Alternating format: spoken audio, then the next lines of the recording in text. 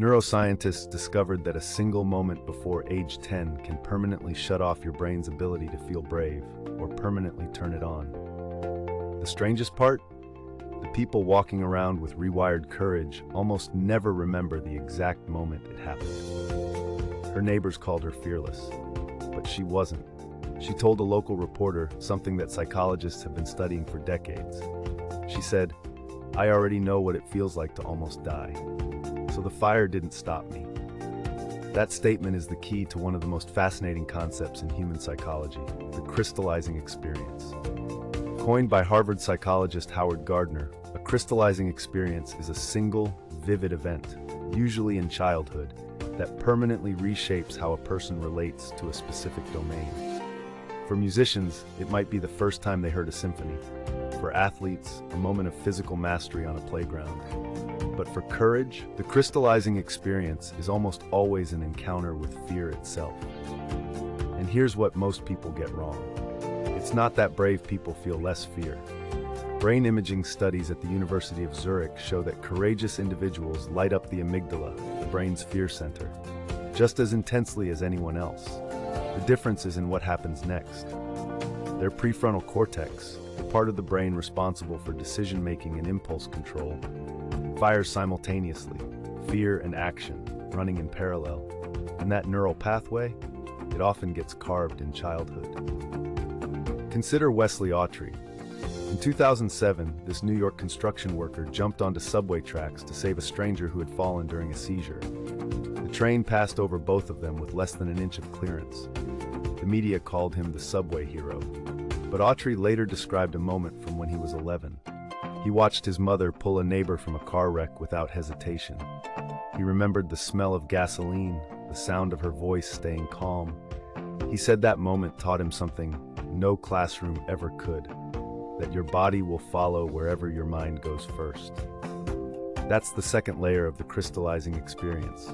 It doesn't have to happen to you directly. Witnessing courage, especially from someone you trust, can permanently alter your own threat response.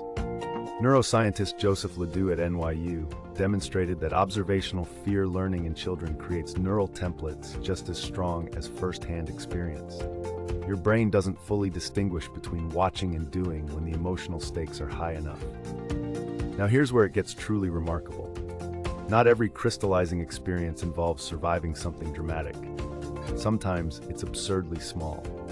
Dr. Angela Duckworth, famous for her research on grit, documented cases where something as minor as a parent saying, "You handled that well," after a child confronted a schoolyard bully, created a permanent identity shift. The child didn't just feel brave in that moment.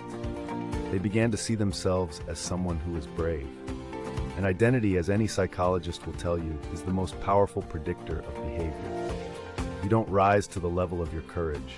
You fall to the level of your self-image. This is why two siblings can grow up in the same household, face the same dangers, and develop completely different relationships with fear.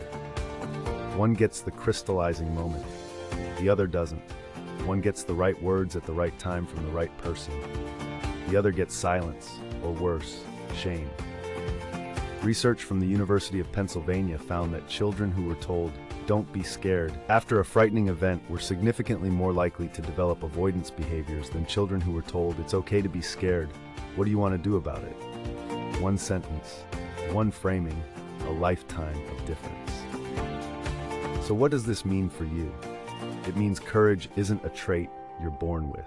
It's a circuit that gets built, and the blueprints are drawn in moments so small you might not even remember them. That woman from Minnesota, the one who ran into the burning building, when asked if she'd do it again, she didn't say yes. She said something far more interesting. She said, "I don't think I decided to do it. I think 9-year-old me decided a long time ago." If this changed how you think about where bravery actually comes from, the next video goes even deeper into how adults can reverse engineer a crystallizing experience they never had. You'll want to see that one.